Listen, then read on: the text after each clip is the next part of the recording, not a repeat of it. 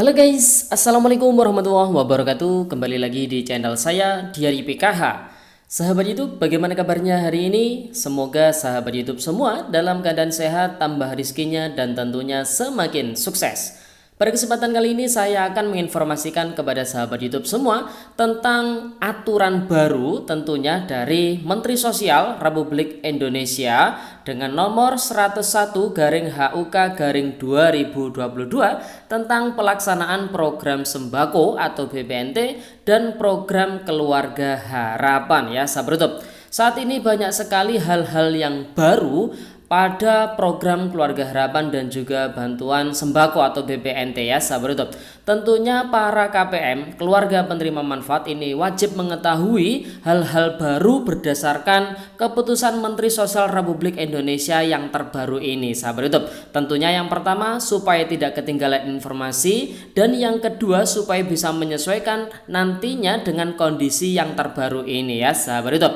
Nah, langsung saja kita scroll ke bawah ya sahabat YouTube, langsung ke keputusannya. Nah ini ya, memutuskan yang pertama keputusan Menteri Sosial tentang pelaksanaan program sembako dan program keluarga harapan. Yang pertama, menetapkan pelaksanaan program sembako dan program keluarga harapan. Yang kedua, pelaksanaan program sembako dan program keluarga harapan sebagai dimaksud dalam Diktum ke-1 dilaksanakan berdasarkan pendekatan perseorangan dan atau keluarga. Nah, maksudnya di sini jadi untuk penetapan pelaksanaan program sembako dan juga program keluarga harapan ini tidak lagi berdasarkan sistem keluarga namun juga sistem perseorangan ya sahabat YouTube. Sehingga di sini bisa dikatakan untuk lansia tunggal ataupun disabilitas tunggal ini masih bisa masuk ke dalam bantuan PKH atau BPNT ya sahabat YouTube.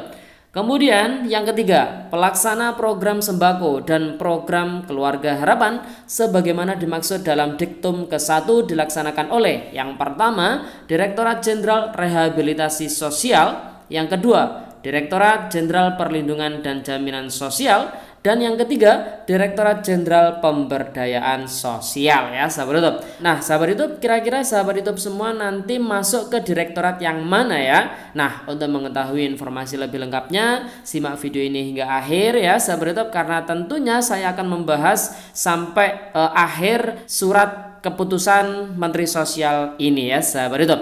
Nah, bagi yang baru gabung dengan channel Diari PKH, saya mohon bantuannya kepada sahabat YouTube semua untuk terus mendukung channel Diari PKH dengan cara like, share, komen, dan tentunya silahkan di subscribe channelnya, aktifkan notifikasi loncengnya supaya sahabat YouTube semua tidak ketinggalan di video-video terbaru di channel Diari PKH ini. Dan silahkan di share ke grup-grup media sosial sahabat YouTube semua apabila video kali ini bermanfaat. Oke sahabat YouTube, saya lanjutkan kembali untuk poin yang keempat dari surat keputusan Menteri Sosial perihal pelaksanaan program sembako dan juga program keluarga harapan yang terbaru ini ya sahabat YouTube.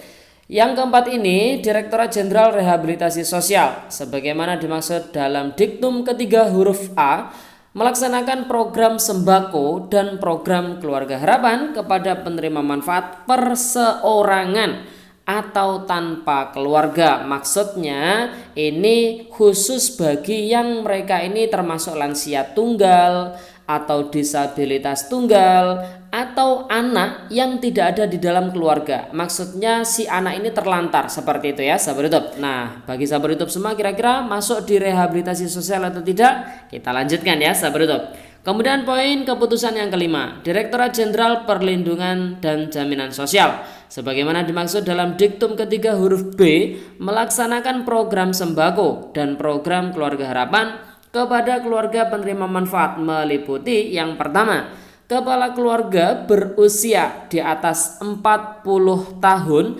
sampai dengan usia 60 tahun ya, dan atau keluarga yang di dalamnya terdapat lanjut usia dan atau disabilitas. Nah, Untuk Direktorat Jenderal Perlindungan dan Jaminan Sosial ini meliputi yang pertama kepala keluarga yang usianya 40 sampai dengan 60 tahun ya sahabat YouTube. Kemudian juga menangani lansia atau disabilitas yang ada di dalam keluarga. Maksudnya lansia atau disabilitas ini bukan termasuk lansia atau disabilitas tunggal ya sahabat YouTube. Jadi dia masih memiliki keluarga yang lain dalam kakaknya. Jadi masuk ke dalam Direktorat Jenderal Perlindungan dan Jaminan Sosial ya sahabat YouTube. Kemudian poin yang keenam, Direktorat Jenderal Pemberdayaan Sosial sebagaimana dimaksud dalam diktub ketiga huruf C, melaksanakan program sembako dan program keluarga harapan kepada keluarga penerima manfaat dengan kepala keluarga berusia 40 tahun ke bawah atau yang berusia produktif ya sahabat YouTube. Nah, di sini patokannya adalah kepala keluarga ya sahabat YouTube. Nah, jadi bukan si penerima bantuannya namun si kepala keluarga yang dijadikan patokan ya sahabat YouTube. Jadi kalau yang usianya masih produktif di bawah 40 tahun, maka yang bersangkutan ini masuk ke dalam Direktorat Jenderal Pemberdayaan Sosial ya sahabat YouTube. Jadi sudah jelas ya. Nah, sahabat YouTube semua bisa introspeksi sendiri kira-kira berdasarkan usia sahabat YouTube semua ini masuk ke dalam Direktorat Jenderal yang mana ya sahabat YouTube. Kemudian keputusan yang ketujuh, data penerima manfaat program sembako dan program keluarga harapan bersumber dari data terpadu kesejahteraan sosial. Jadi berdasarkan data DTKS. Jadi kalau misalkan nama sahabat YouTube semua tidak tercantum di dalam DTKS, maka bisa dikatakan sahabat YouTube semua sudah tidak lagi menjadi penerima manfaat bantuan PKH ataupun BPNT. Misalkan ada di dalam data DTKS namun datanya tidak padan dengan Dukcapil, itu juga bisa menyebabkan sahabat YouTube semua tidak menjadi penerima manfaat bantuan PKH ataupun BPNT ya sahabat. Apabila data Dukcapilnya sudah dibenahi dan sudah valid semua namun masih belum di SK-kan oleh Kementerian Sosial Republik Indonesia, jadi sabar ditunggu status sahabat YouTube semua adalah calon penerima bantuan sosial. Namun entah kapan sahabat YouTube semua diputuskan sebagai penerima manfaat bantuan sosial, itu semua tergantung dari pihak Kementerian Sosial Republik Indonesia ya sahabat YouTube. Kemudian keputusan ke-8, jumlah penerima manfaat program sembako dan program keluarga harapan sesuai dengan daftar isian pelaksanaan anggaran unit kerja eselon 1 yang melaksanakan program sembako dan program keluarga harapan. Kemudian keputusan ke-9, penyaluran bantuan program sembako dan program keluarga harapan dilaksanakan secara tunai dan atau non tunai bekerja sama dengan bank atau pos penyalur. Jadi kemungkinan besar nanti masing-masing dirjen ini ya sahabat YouTube memiliki mekanisme penyaluran bantuan sosial yang berbeda ya sahabat YouTube. Berikutnya untuk keputusan yang ke-10, penyaluran bantuan program sembako dan program keluarga harapan dilaksanakan dengan melibatkan yang pertama pendamping rehabilitasi sosial, kemudian pendamping perlindungan dan jaminan sosial, kemudian yang ketiga pendamping pemberdayaan sosial. Di sini tidak ada pendamping PKH, di sini tidak ada pendamping BSP. Jadi kemungkinan besar nanti pendamping PKH akan dialihfungsikan ke salah satu atau mungkin dibagi dari ketiga pendamping ini ya sahabat YouTube. Keputusan ke-12, semua pembiayaan sehubungan dengan ditetapkan keputusan menteri ini dibebankan pada daftar isian pelaksanaan anggaran Kementerian Sosial. Kemudian keputusan yang terakhir,